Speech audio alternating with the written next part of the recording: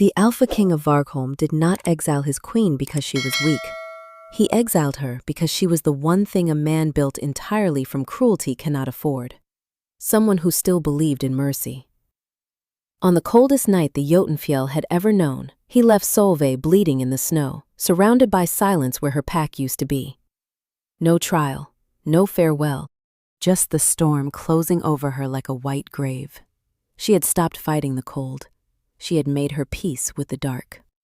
And then, out of the blizzard, moving against every wind, came something vast and silver that should not have been there at all.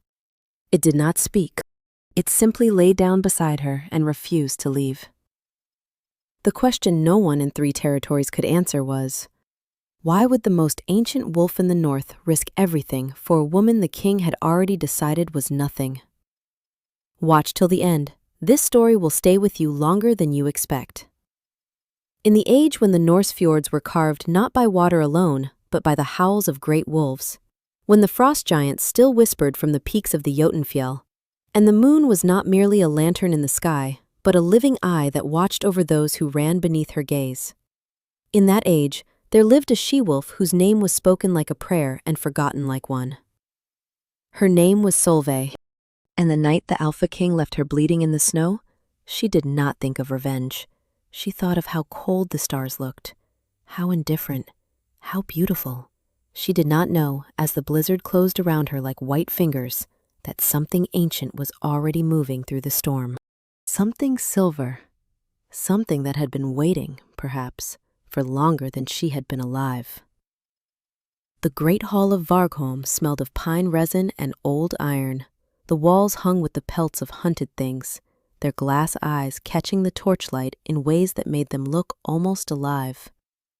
Solvei had stood in that hall for 3 winters as Bjarna's chosen, his Valda, his queen, and she had learned to love the smell of it the way one learns to love a scar, not with joy, but with the ache of familiarity. She had been arranging sprigs of rowanberry along the ceremonial table when she first heard the name. Astrid of the Eastwood. It had come to her on the lips of Marta, the pack's oldest skald, who whispered it to a younger she-wolf in the corridor beyond the hall's open doorway. Not with malice, Marta whispered everything, her voice worn thin by decades of song-keeping. But the name reached Solvei's ears like the first needle of ice through a boot sole. Small, sharp, unmistakable. She had looked up. Through the doorway, past the corridor, across the courtyard where the first snow of the season drifted in pale curtains, she had seen a she-wolf she did not know. Young, perhaps 2 winters younger than Solvei's own 23. Her hair the color of amber set on fire, her movements like water finding its natural course. She was laughing at something one of Bjarna's hunters had said, and the sound of it cut across the courtyard and through the open door and straight into the center of Solvei's chest. Bjarna stood 3 paces from her, watching.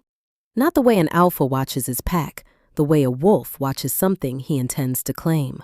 Solvei had set down the rowan berries. She had smoothed her skirts with hands that did not tremble. She had told herself she was imagining things, that grief wore strange shapes, that jealousy was a wolf's most useless emotion. She had told herself this for 11 days. On the 12th, Bjarna called the full gathering of Vargholm pack. The gathering stone was a great flat-topped boulder at the center of the village's outer clearing, worn smooth by the palms and paws of generations. When the pack assembled, nearly 300 wolves in their human forms, wrapped in wool and fur and winter breath, the stone was the altar at their center, and Bjarna was its high priest. Solvei had stood at his right side, as was her place. She had worn the silver wolf chain he had given her when he first named her his. She had stood straight, chin lifted, her dark gold hair braided back in the style of a Valta. Bjarna had not looked at her when he began to speak. "A king who chooses weakness has chosen his pack's death," he said.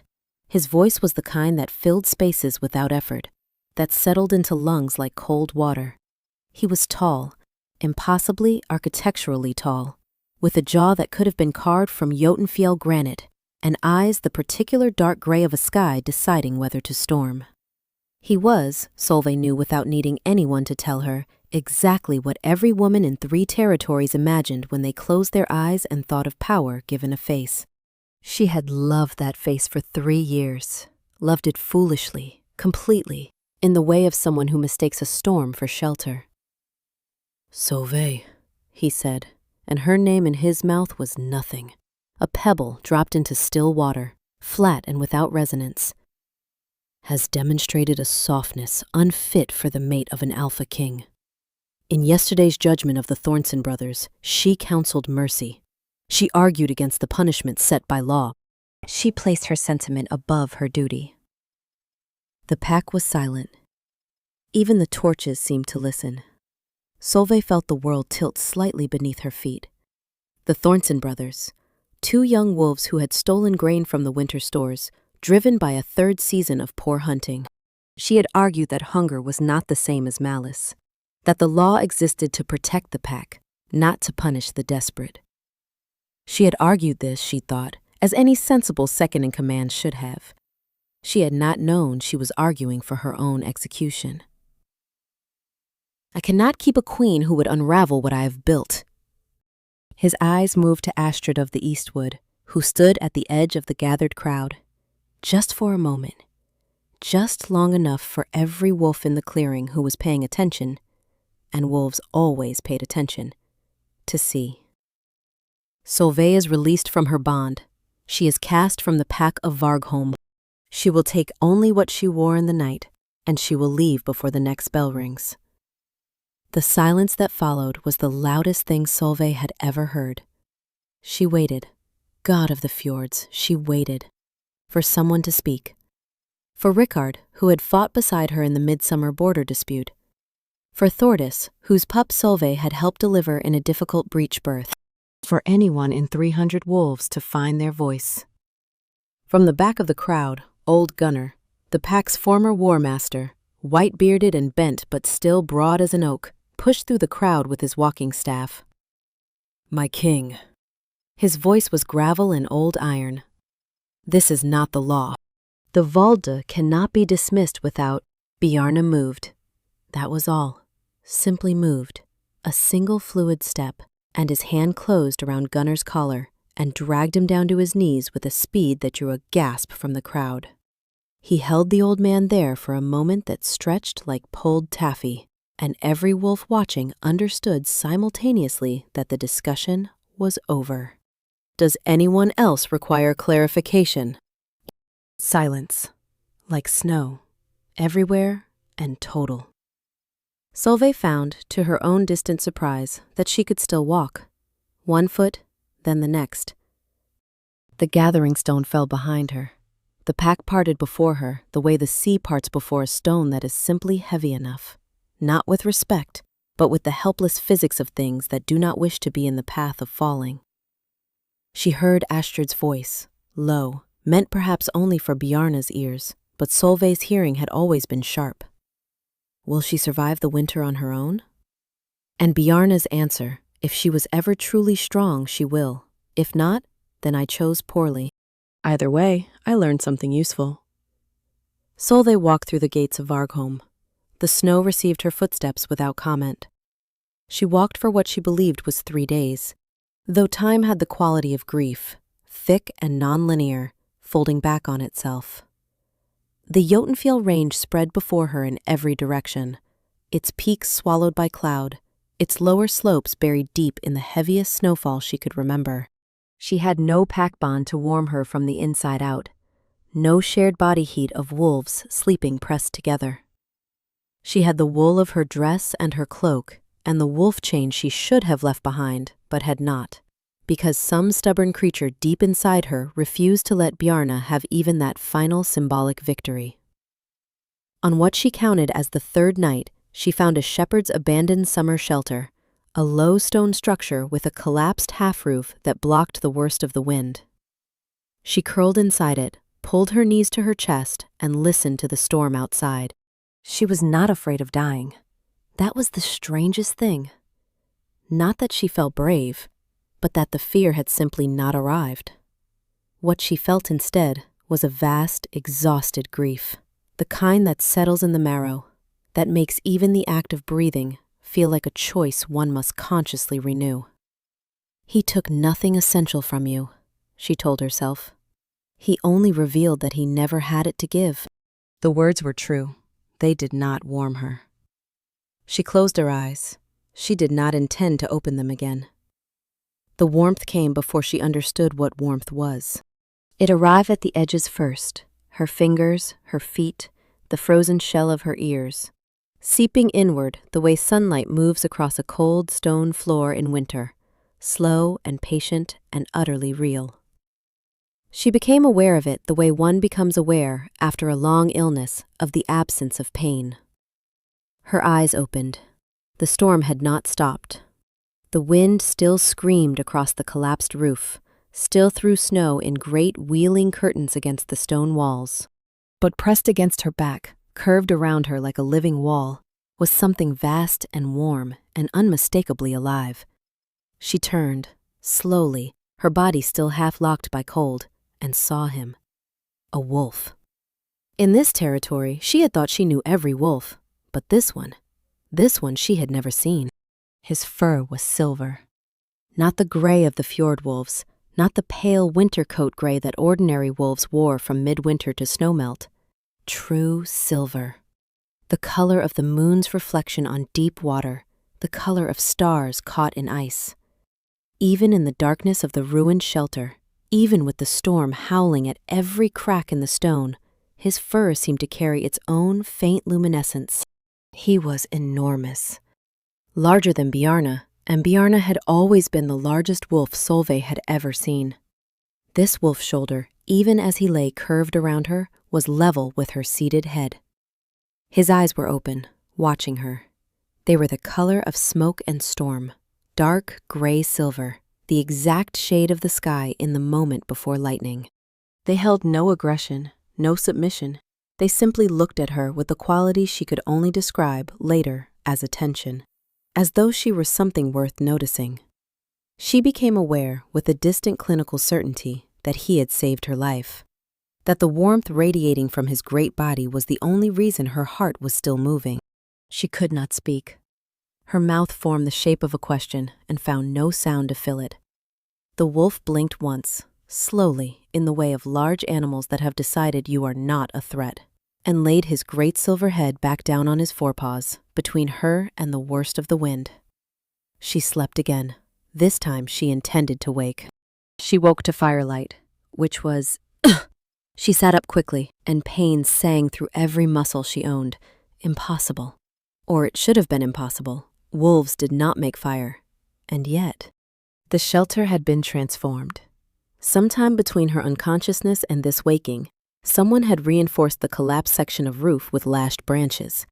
The floor had been cleared of the worst debris and scattered with dry pine needles. A fire burned in a carefully arranged circle of stones, small enough to be fed by the dry wood stacked neatly beside it, large enough to warm the entire small space. Her left hand, she noticed, was wrapped in strips of cloth that smelled of yarrow and birch bark. She had not noticed the wound in the cold, but someone had. The silver wolf sat across the fire from her, except he was not precisely a wolf at this moment. He was in the between form, the form that the very old packs called Ulfhermanner, the wolf man, neither fully one thing nor the other. Tall, perhaps taller than Bjarne in this form, broad-shouldered in the way of mountains rather than men, with silver pale hair that fell to his jaw and skin that held the same faint luminescent quality as his fur. His face was severe in the way of old carvings, the kind of beauty that has nothing to do with softness, that belongs to things that have been weather-worn into their essential shape. His eyes in this form were the same, smoke and storm, dark gray shot through with silver. He was watching her with that same quality of complete attention, not staring, watching. There was a difference she could feel but not explain. "You made fire," Solvei said. Her voice came out rough, scraped raw by cold. The stone circle was already here. His voice was deep, unhurried, shaped around the old consonants of a dialect she half recognized, something older than the speech of Vargholm, older than the kingdom's 3 territories. I improved upon it. Who are you? He seemed to consider the question with genuine seriousness, as though it were more complex than it appeared. "My name is Raven. You may use it." Raven. Raven. It suited him, she thought. That quality of being simultaneously present and belonging to some other vaster world. "I am Solvei." "I know who you are. Not unkindly. Simply as a fact. The cast-out Valta of Vargholm, the one the Alpha King sent into the storm." The words hit their old familiar places, and she felt the bruise of them, but also, underneath, a new anger. Not the cold grief of the past 3 days. Something with heat in it. Something with edges. "Then you know I am nothing," she said, and hated the flatness in her own voice. "A wolf without a pack is." "Sitting in front of me," Raven said. "Alive, despite the efforts of your former king and of this winter, which suggests you are something." Solvei opened her mouth, closed it. The fire between them snapped and sent a small shower of sparks upward. "Why did you help me?" she asked finally. He was quiet long enough that she thought he might not answer. Then, "I found you." "That is not an answer." Something shifted in his expression, not quite a smile. The ghost of something that had once been one, perhaps. "When I was young," he said, "I also lay in the snow and waited for the cold to finish what my enemies had started. No one came. I decided if I found another in that position, I would come." Solvei looked at him across the fire. The light moved across the severe planes of his face, and she thought of the sagas Gunnar used to recite. Those old stories of wolves who were not quite wolves, who moved through the ancient world like weather, like natural forces, who belonged to something larger than any single pack or king. "What are you?" she asked, not unkindly, genuinely. His gray eyes met hers and held them. "Old," he said simply, and somehow, impossibly, she almost laughed. She was too weak to move for the first 2 days. This was a fact Raven communicated not with words, but with the simple physics of bringing food to her rather than suggesting she find it herself. He hunted. She heard him leave in the early mornings before she fully woke, heard him return in the hushed hour before midday. And he brought back whatever the frozen fjord slopes had to offer. Hares, snow grouse, once a young roe deer that he skinned with a hunter's clean efficiency. He did not ask her to be grateful. He did not ask her to be anything. This was, Solvei realized, the first time in 3 years that no one had asked her to be anything at all. On the 3rd day she ate without pain and sat near the fire and watched him. He was sharpening a blade, one of 2 he wore at his hip, iron black and very old. With a whetstone he worked in long, even strokes. The motion was unhurried. Everything he did was unhurried. It was the quality of someone who had stopped measuring time the way mortal creatures did. "Will you teach me?" she asked. The whetstone paused. "To survive alone," she clarified. "To hunt without a pack, to be something that does not need what I was trained to need." He set the blade on his knee and looked at her steadily for a moment. His eyes, she noticed, had caught the firelight and gone briefly, strangely amber at their edges. Just for a second, just a flicker. Then back to their familiar smoke and storm gray. "It will be difficult," he said. "I know. You will fail many times before you succeed." "I have spent 3 years failing at things that actually mattered," Solvei said, and the edge in her own voice surprised her. "Failure at hunting feels comparatively instructive." He was quiet. Then he turned back to the whetstone, and she thought he wasn't going to respond at all, and then, barely, something shifted at the corner of his mouth. Not a smile, precisely. The structural suggestion of one. "We begin tomorrow," he said. She failed at the hares for a full week. They were quick, and her body was still rebuilding itself from the cold's damage. And more than that, she had always hunted in the pack formation, had always relied on the coordinated drive that turned 3 or 4 wolves into an efficient machine. Alone, she was simply a warm-blooded creature crashing through snow and announcing herself to every prey animal within hearing range. Raven watched. He did not intervene.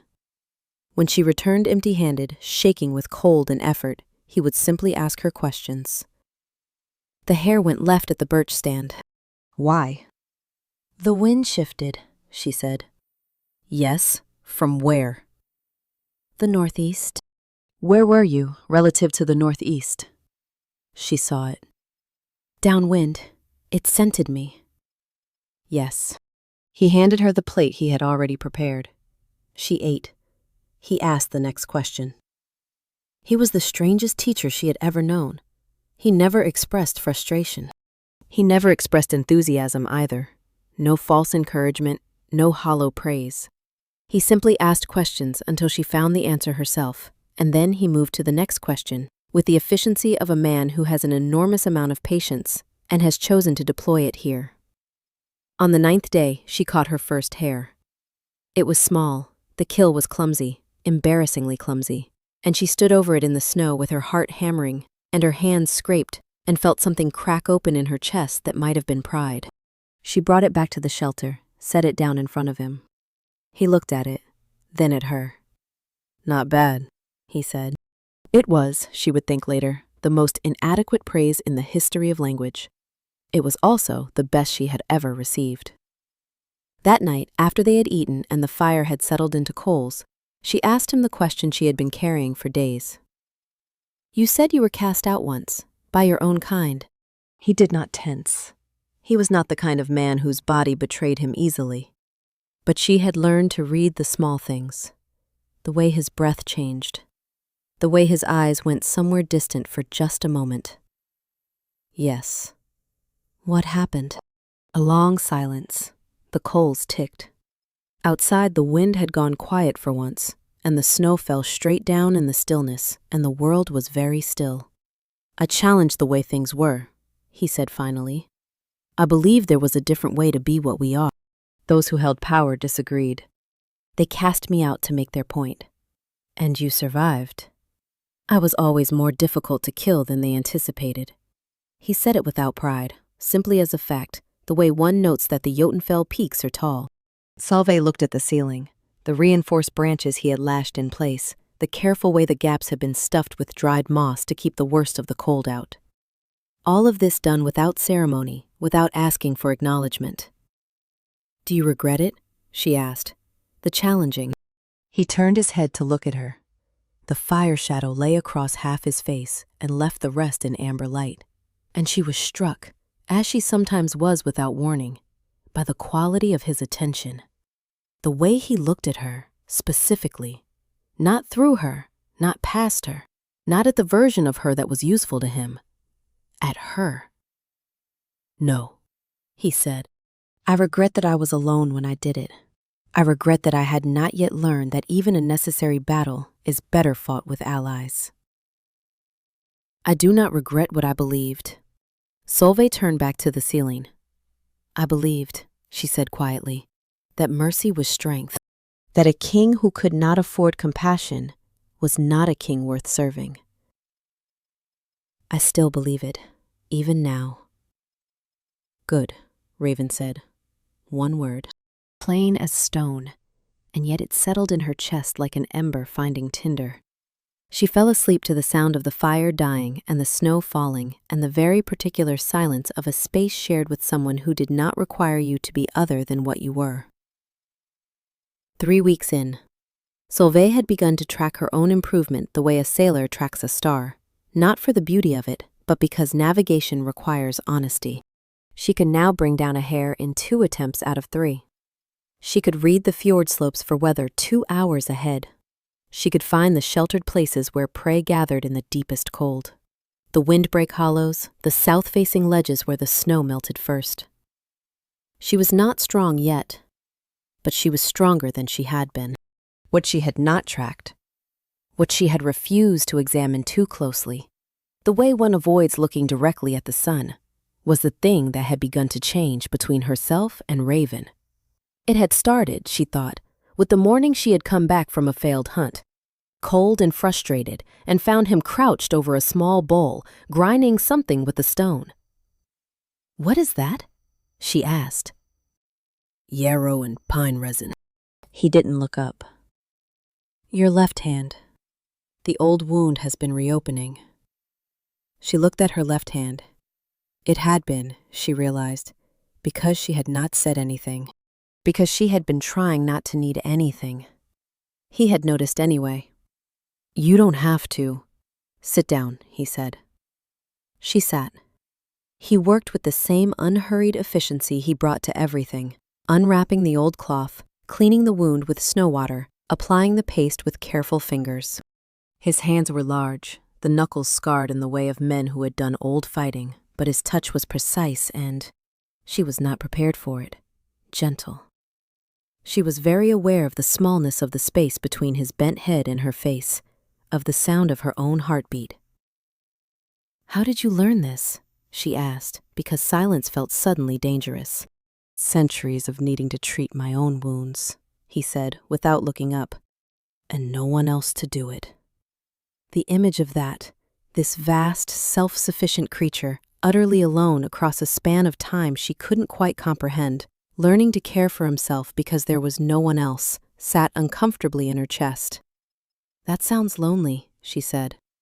His hands stilled for just a moment, then continued. Yes, he said. No elaboration, just the word dropped plainly as a stone into water.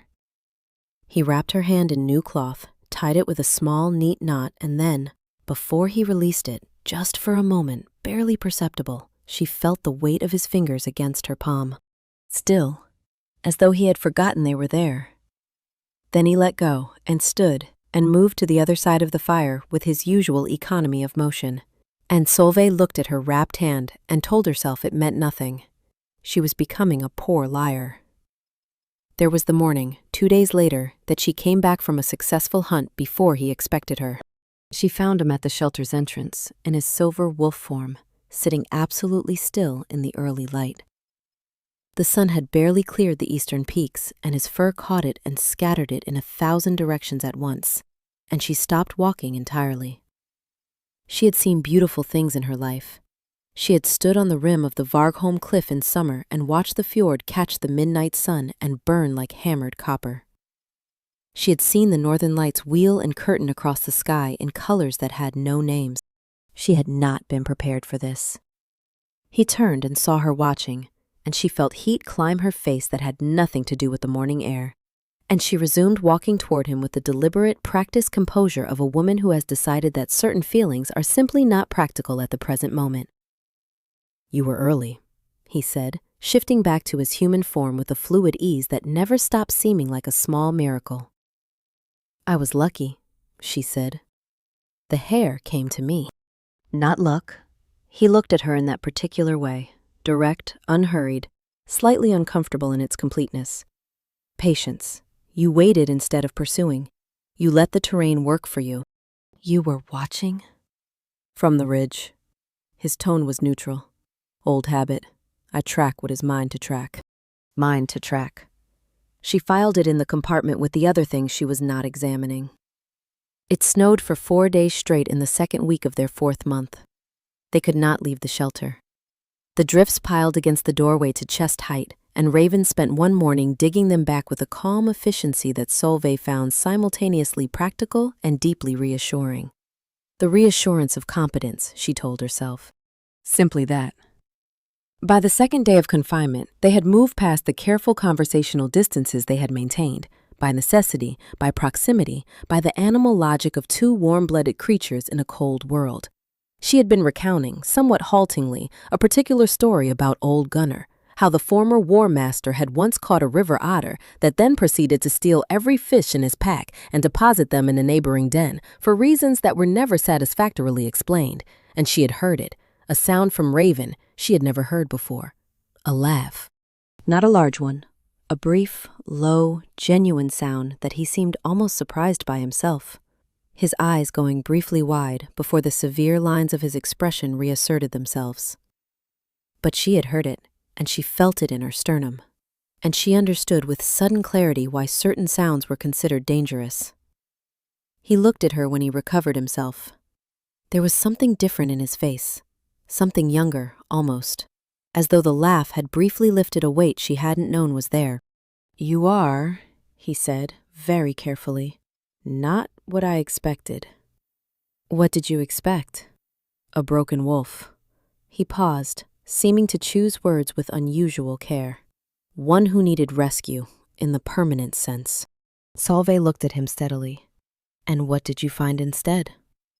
The fire between them had burned down to its red heart, and the small space was warm and dim, and the snow outside made its soft, unceasing sound against the walls, and Raven looked at her for a long moment with those smoke and storm eyes, and something in them was, not soft precisely, because she was not sure that word applied to him, but open.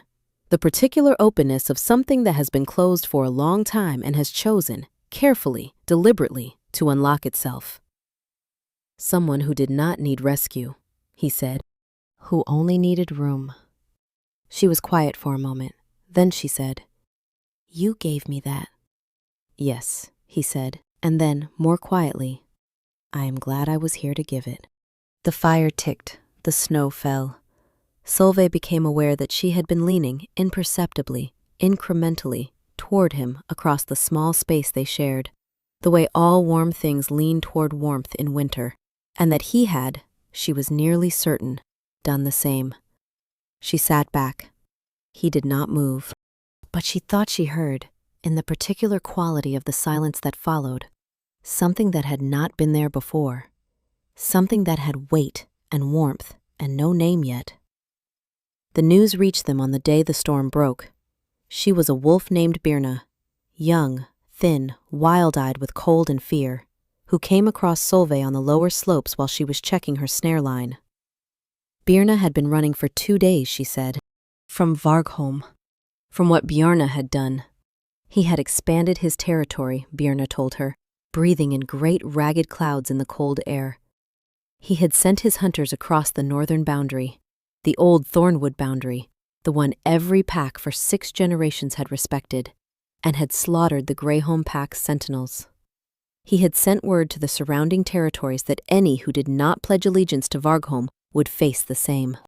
3 packs had already pledged. The Thornwood folk and the Clev people had refused. Their fate, as of the morning Birna had fled, was being decided by Bjarne's hunters. Solvei carried the news back to the shelter, and she told it to Raven, and she watched his face while she did. It did not change precisely. He was too controlled for that.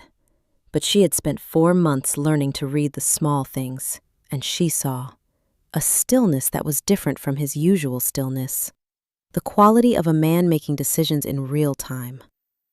"He is not looking for territory," Raven said when she finished.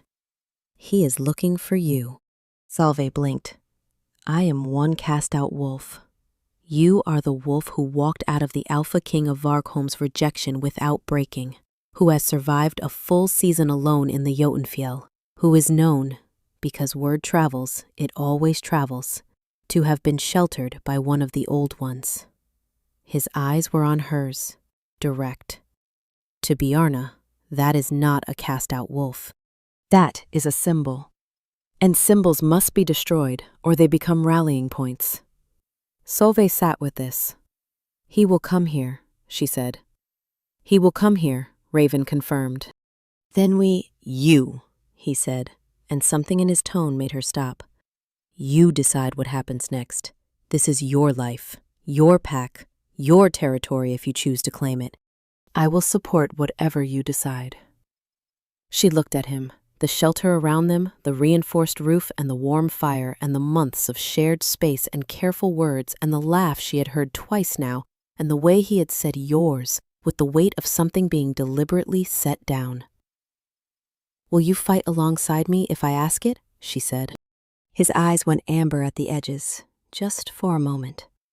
The flicker she had begun to notice, the one she did not yet fully understand. "Yes," he said simply. "Then I need to think," she said. "Take the time you need." She walked out into the broken storm afternoon and stood in the snow that was finally still, the sky overhead a washed pale blue, the peaks sharp against it. The Jotunfjell spread in every direction, ancient and indifferent and beautiful. She thought of old Gunnar on his knees in the snow.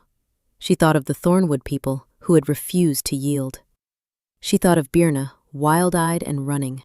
She thought of the version of herself who had stood at Bjarna's right side and shaped herself smaller and smaller to fit the space he allowed her. And she thought of the version of herself who had hunted alone in the dark and learned the fjord slopes and caught her first hare and felt something crack open in her chest that might have been pride. She went back inside. "I am not going to run again," she told Raven. He looked at her. "But I am also not going to fight the way he fights," she continued. "Not dominance for dominance, force for force. There has to be—" She searched for the word. "There has to be another shape to it." "Yes," he said, and she could tell from the way he said it, quietly, with a quality almost of relief, that he had been hoping she would find this herself. The Thornwood and Clev packs came to them first, not because Solvei had sent for them, but because the fjord slopes had an old network of information that predated any of the current kings, that moved in the feet of traveling wolves and the calls of ravens, that carried news the way water carries cold, thoroughly, inevitably.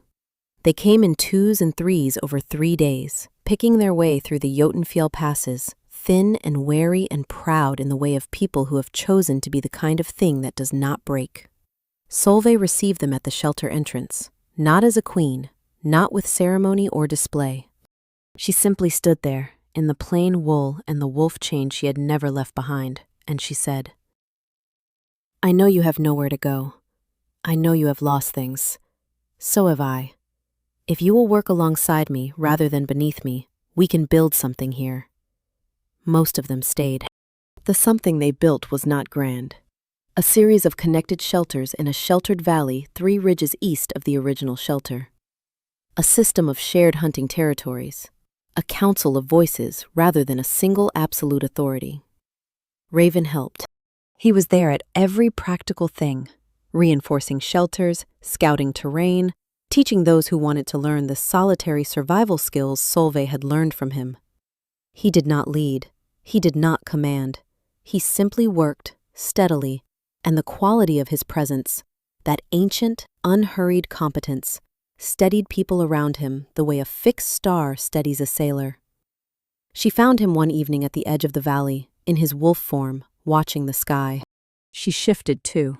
She had been shifting more easily now, the wolf form feeling less like an emergency and more like an aspect of herself, and came to stand beside him. His silver fur and her own dark gold. He did not look at her, but his great head dropped just slightly until his shoulder was level with hers. An offering of proximity. She leaned into it, just slightly, and felt the warmth of him radiate through the night air. They stood together, watching the stars come out one by one over the Jotunfjell peaks, and the thing between them that had no name yet filled the space around them like smoke filling a room. Present everywhere, neither named nor dismissed. Later, she would mark it as later, because she did not watch the exact moment it happened. She had shifted back and come inside and found him already there, setting fresh wood on the fire, and she had said, without really planning to say it, "When this is over, when Bjarn comes and we have dealt with what must be dealt with, what do you do?" He looked up from the fire. His eyes were smoke and storm and amber at the edges. "What do you mean?" "Where do you go? After." A long pause. The fire spoke between them. "I have not thought about after in a very long time," he said. "Think about it now," Solvei said. He looked at her for a moment that stretched long enough to have weight and temperature. Then he turned back to the fire. "I think," he said carefully, very quietly, "that after would depend on where it led." The fire popped. Solvei went to bed. She lay for a long time listening to the sound of the camp settling for the night, the breathing of the wolves in the shelters around hers, the wind moving clean through the pine trees. She was smiling. She did not know when that had started. He came on the last night before midwinter. He came with 60 wolves, which was more than she had expected and less than she had feared. And he came at dusk, when the light was ambiguous and the shadows long and the Jotunfjell showed only its dark face. Solvei heard them from 2 ridges away. She had learned to hear things. She sent the younger and smaller wolves to the secondary shelters. She kept the fighters, 12 of them, the Thornwood Sentinels, and 3 of the Cleve wolves, and 4 from Vargholm itself, the ones who had come to her in 1s and 2s over the past months, saying nothing by way of explanation except by their presence. She stood at the valley's entrance when Bjarne arrived. He looked at her across the torchlight his wolves carried, and something moved in his dark gray eyes. She knew those eyes, had loved them once, had thought she understood them. Now she simply read them. Surprise, calculation, a hunting intelligence assessing distance and numbers and odds. "Solvei," he said. "Bjarne," she said. A pause. His gaze moved to Raven, who stood at her left shoulder in his human form, silver pale and utterly still. Bjarne's eyes lingered there longer than they should have, and Solvei saw him recalibrate.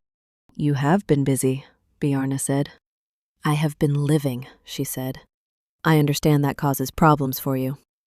Something cold moved through his expression. This was the Bjarne she had not been able to see for 3 years, the one beneath the beautiful exterior, the one that had always been there. "You were warned," he said. "Your existence is a challenge to order, to everything To everything you've built?"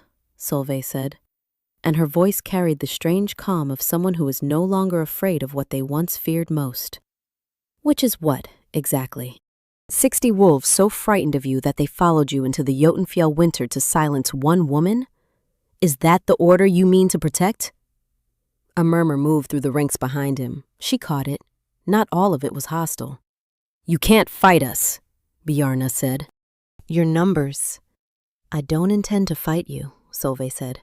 "I intend to offer you a choice." He blinked. That had not been expected. She saw it. "Return to Vargholm," she said. "Leave the Thornwood and Cleve territories. Release the Thornton brothers. Yes, I know they still live. I know you kept them. And there will be no war. We will exist separately. You keep your territory. We keep ours. No one needs to die in the snow tonight." "And if I refuse?" Bjarne said. "Then we find out," Solvei said quietly. "Which of us the Jotunfjell claims first." Silence. The torches burned. The stars were out and cold and very far away.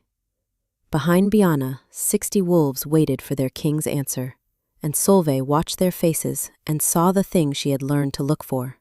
The small, private calculations of people deciding whether the wolf they had followed was worth the ground they were standing on. She heard a sound from behind Bjarne's ranks. Someone speaking, low, to the wolf beside them. Then another voice, agreeing. Bjarne heard it too. She saw it in the set of his jaw. He looked at her for a long moment, at her, and then at Raven, and then at the wolves behind her, and then back at her. And she watched him do the mathematics that she had already done and arrive at the same answer.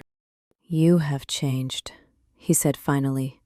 His voice had lost its formal weight. He simply sounded tired, she thought, or something adjacent to tired. "Yes," she said. "It's not what I expected." "I know." Another pause. Then, quietly, not loudly, not with ceremony or announcement, he said, "I will consider your terms." He looked at his hunters. "We camp tonight. We answer in the morning." He turned and walked back through his ranks, and the ranks parted for him, and some of them looked back at Solvei as they passed, and some of those looks were not hostile, and some were not even neutral. Some were something else entirely. Bjarne accepted in the morning. He was not gracious about it. He was not changed. She did not expect him to be changed, and she did not require it. He gave the terms a formal acknowledgement with the blunt economy of a man who has decided that practical is more useful than proud, and he took his 60 wolves and he left.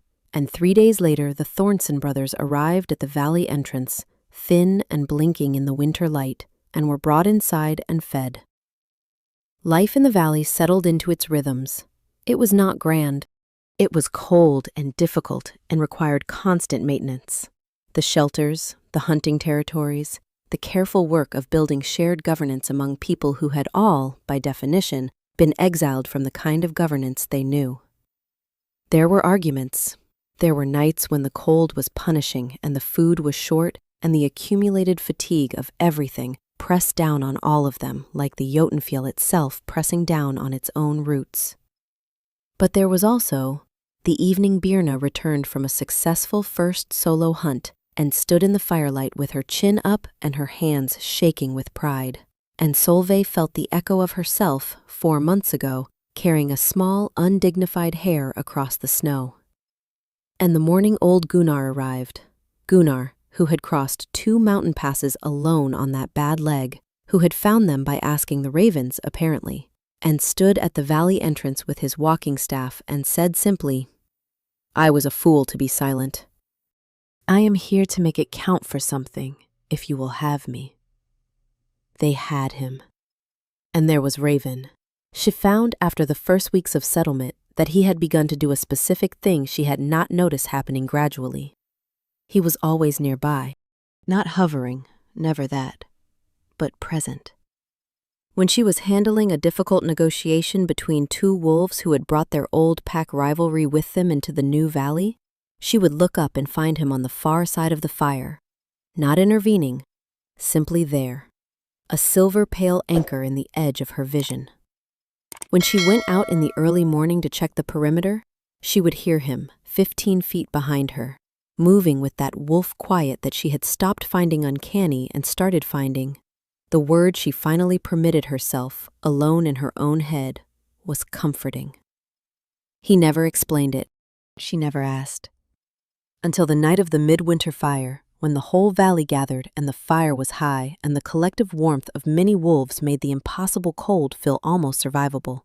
And someone produced a skin of mead, and Gunnar recited the old Vargholm songs that he knew, and some of the Thornwood wolves sang theirs, and Solvei sat beside Raven and felt the full weight of the years she had survived. "Your eyes go amber sometimes," she said to him, quietly under the singing. He went still beside her. "The edges," she said. "In certain lights, in certain moments, I have been noticing for a long time." A pause. Then, "Yes. What does it mean?" She watched his profile, the severe, weather-worn lines of it, the way the firelight moved across it. She watched him decide, visibly, something she had been watching him decide incrementally for months. "Among my kind," he said, "the eyes change color when recognition occurs, when the wolf acknowledges something it would not choose to live without." The singing went on around them. Someone threw more wood on the fire, and the flames leaped and scattered sparks up into the cold, dark sky. "And when did it start?" Solvei asked. Her voice was very steady. She was pleased with her voice. "The morning," he said. "You came back from the hunt early, and I had not expected to feel—" He stopped, began again. "I had not felt that in a very long time. I had assumed I was past the capacity for it." Solvei looked at her hands, at the scar on her left palm where the wound had finally healed completely. "What will you do about it?" she asked. A long pause, the longest one he had ever given her. Then his hand, large and warm and very careful, covered hers where it rested on the cold ground between them. He did not speak. He did not look at her. He simply held her hand, there in the firelight, with the singing all around them and the Jotunfjell rising dark and monumental against the starred sky, and it was the most undefended thing she had ever seen him do. She turned her hand over beneath his and held back. This, she thought, this is what the cold was for, so that I would understand what warmth meant when I found it. They said, in later years, that the valley of Jotunfjell had been founded by a cast-out wolf and a silver stranger who had come together in the deepest winter and built something the world had not seen. A place where the exiled could become essential, where the rules were written by those who had lived under the boot of the old ones and survived. They said that its Alpha, if Alpha was even the right word, and most of the valley's wolves would argue it wasn't, had walked out of the Vargholm gates with nothing but the chain at her neck, and had come back to the world with 60 wolves at her back who had chosen to be there.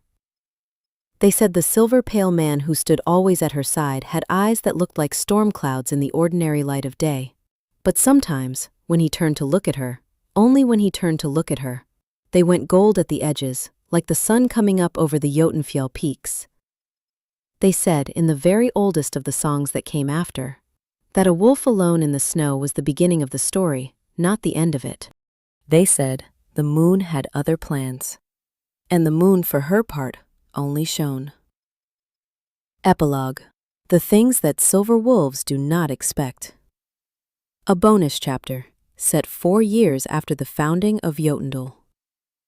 There were, Raven had discovered, many things the ancient text about wolf bonding had failed to mention. They spoke at length about the amber eyes, the recognition, the ache of it, the sense of the world reorganizing itself around a new center of gravity. They described the ceremony, the exchange of names before the moon, the way the bond mark settled beneath the skin like a second heartbeat. They said nothing about small children. The morning began, as most mornings in Jotunfjell now began, with something small and very fast hitting Raven in the center of the chest. He was aware of this before he was fully awake, had been aware, in fact, of the small feet thundering down the corridor for several seconds beforehand, because he was a very old wolf with very good hearing, and also because Leaf had been doing this every morning for 3 years and had never once managed to surprise him. Raven caught his son with both hands without opening his eyes, lifting him in a smooth arc and depositing him on his chest in one motion. "Good morning," Raven said, to the ceiling. "I am a wolf," Leaf announced from on top of him. "I see that. I am the most dangerous wolf in the Jotunfjell." "Papa, you are not listening." Raven opened one eye. His son was sitting on his chest with the focused intensity that 3-year-olds brought to all their declarative statements. His silver pale hair, Raven's hair, Solvei had noted with insufferable amusement, sticking out in 5 different directions. His dark golden eyes, Solvei's eyes, Raven had noted back with equal amusement, wide and very serious. "You are the most dangerous wolf in the Jotunfjell," Raven confirmed. Leaf considered this. "More dangerous than you?" "Considerably." His son beamed with a radiance that briefly lit up the pre-dawn room. Then he turned and launched himself off Raven's chest. Raven caught him, again, without apparent effort, and bolted back through the doorway, already shouting something about rabbits. Raven lay in the absence where his son had been, staring at the ceiling. He had been, for approximately 3 years, continually ambushed by fatherhood. Not the practical dimensions of it, those he could manage, but the feeling of it. The way this small, silver-haired creature had arrived in the world at midwinter 3 years ago, and simply looked at him, and something in the oldest, deepest, most ancient part of what Raven was had rearranged itself without asking permission, and had not gone back. "He woke you early," said a voice beside him. He turned. Solvei was awake, watching him with her chin propped on one hand, her dark gold hair loose across her shoulders, the particular expression on her face that meant she had been watching for a while and had decided not to interrupt. "He announces himself from the end of the corridor," Raven said, "every morning." "He has your subtlety," she said gravely. "He has your audacity." "He has both," she conceded, "in catastrophic combination." She was trying not to smile. She was losing. He watched the battle play out across her face with the private satisfaction of a man who knew every expression in that particular catalog and could not choose a favorite. He reached over and tucked a strand of hair behind her ear, not because it needed tucking, but because after 4 years he had learned that there were certain small permissions he would never stop wanting to take, and she had never once told him to stop. She caught his hand before he withdrew it, held it against her cheek for a moment, her eyes closing. "Sigrid is still asleep," she said. "Sigrid is always still asleep. She is wiser than her brother." "She is 4 months old," Raven said. "She has not yet developed opinions." Solvei opened one eye. "You have not met Sigrid." Sigrid had opinions. She had communicated them clearly and without ambiguity since approximately her 2nd week of life. She wished to be held at all times by someone warm and large. She found the concept of being set down deeply philosophically offensive, and she had determined that the ideal sleep schedule involved being awake at precisely the wrong moments and asleep at every meal. She also had, inexplicably, taken the strongest possible preference for her father. This had not surprised Raven. What had surprised him was his own response to it. The way this small, opinionated, entirely impractical creature could stop him mid-stride simply by turning her head toward the sound of his voice. He had built things that lasted centuries. He had survived things that should have ended him. He had not expected to be undone by a child who weighed approximately as much as a large hare. He was in the main hall of the Valley House when Gunnar found him that afternoon, sitting in the chair by the window with Sigrid asleep on his chest, both his large hands very carefully arranged around her small form, doing absolutely nothing except monitoring her breathing. Gunnar stood in the doorway for a long moment. "Not a word," Raven said, without looking up. "I haven't said anything," Gunnar said. "You were about to." The old war master made a sound that was definitely not a laugh. He would maintain this if questioned, and came into the hall and sat in the opposite chair. And for a comfortable while neither of them said anything, which was one of the things Raven had come to appreciate about Gunnar. The man understood silence. "She has your coloring," Gunnar said finally. Sigrid's hair, what there was of it, was indeed silver pale, the same impossible moonlit shade as Raven's. "Yes," Raven said, "and Solvei's jaw, that stubborn set to it. She comes by the stubbornness honestly from both sides." Gunnar did laugh this time. The sound was like dry wood settling. "The valley is saying," he said more quietly, "that you have been happy, that you have changed." Raven was quiet for a moment, looking down at his daughter's sleeping face. "The valley talks too much," he said. Then, "Yes." Gunnar nodded, said nothing further, which was the correct response.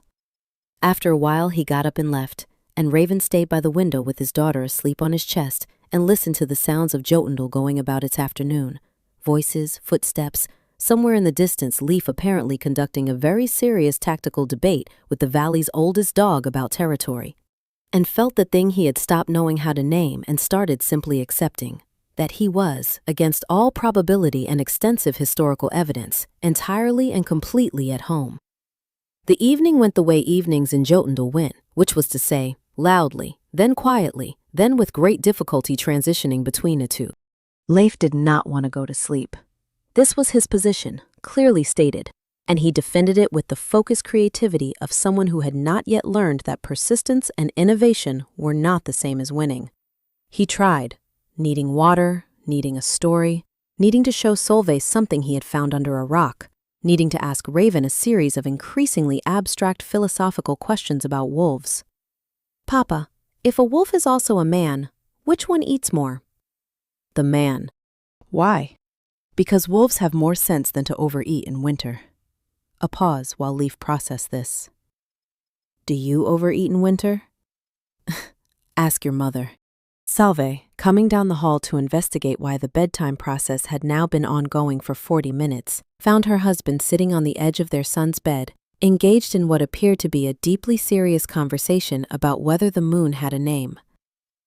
"She does," Raven was saying. "She has had many names. She remembers all of them." "Did she tell you?" Leif demanded. "Once." "What did she say?" Raven's eyes, smoke and storm in the lamplight, amber at their very edges, flicked up and found Solvei in the doorway. And she saw the small private thing in them that she had first seen on a midwinter night by a fire. The thing that was only for her. "She said," he told his son, "that names matter most when the right person speaks them." Leif chewed on this with great seriousness. "I'm going to name the moon Bjork," he decided. "She will be honored." "Okay." And with the mercurial efficiency of the very young, Leif was asleep within 30 seconds, curled on his side with his silver hair spread across the pillow and one small fist tucked under his cheek. Raven sat for a moment in the lamplight, looking at his son, and Solvei stood in the doorway, looking at Raven, and the feeling in her chest was the same one she'd had 4 years ago, and the year before that, and the one before that. The feeling of something so large and specific that it required no name. That had always been larger than any name she could find for it. She came in and took his hand and pulled him gently to his feet. In the hall outside, with the door pulled quietly closed, she turned to look at him properly. He was still the same severe weather-carved face, the same silver pale hair, the same quality of ancient patience worn into something that looked like stillness. But there were things that had changed, that she had watched change, small and irreversible. The way he laughed more easily now. Still not often, but when he did, it arrived without the former quality of surprise, of a door opening that hadn't been opened in a long time.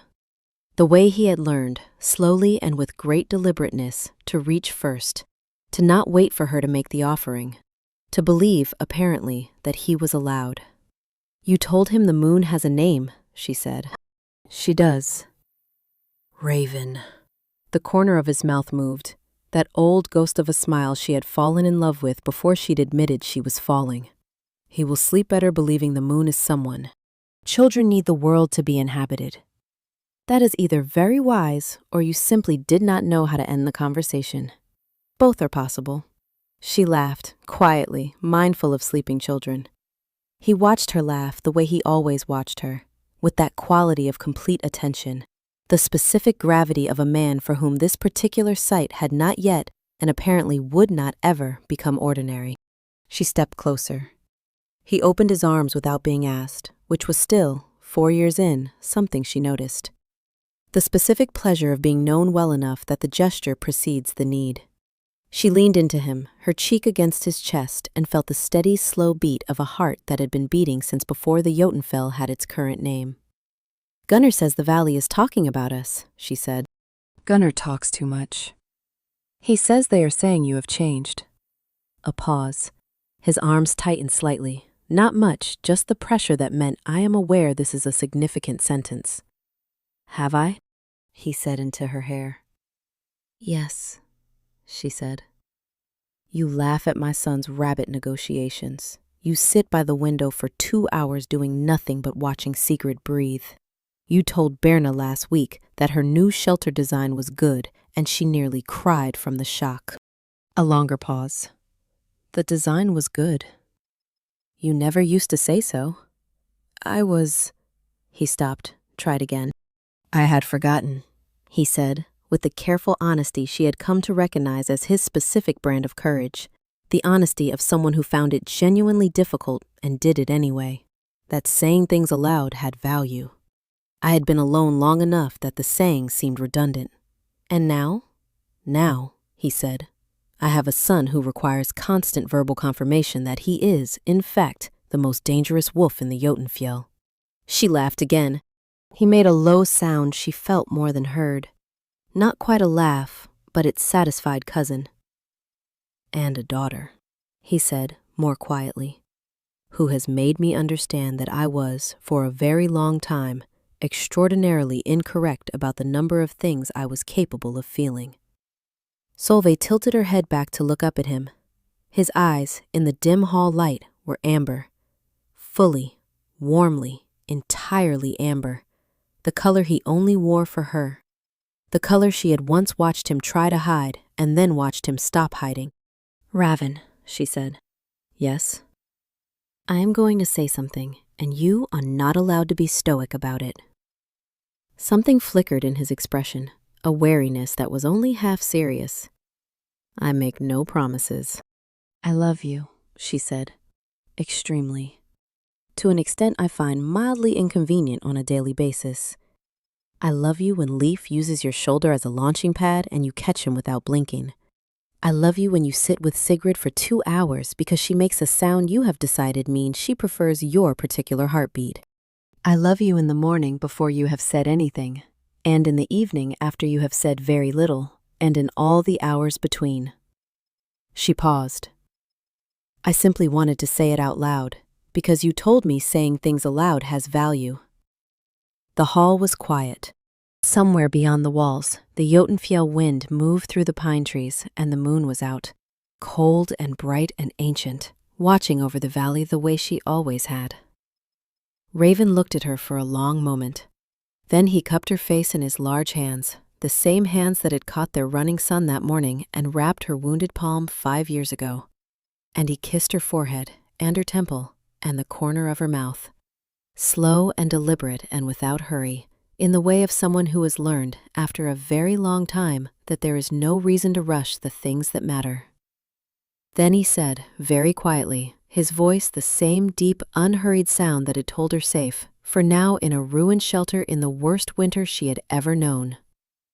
I love you, equally inconveniently, every day.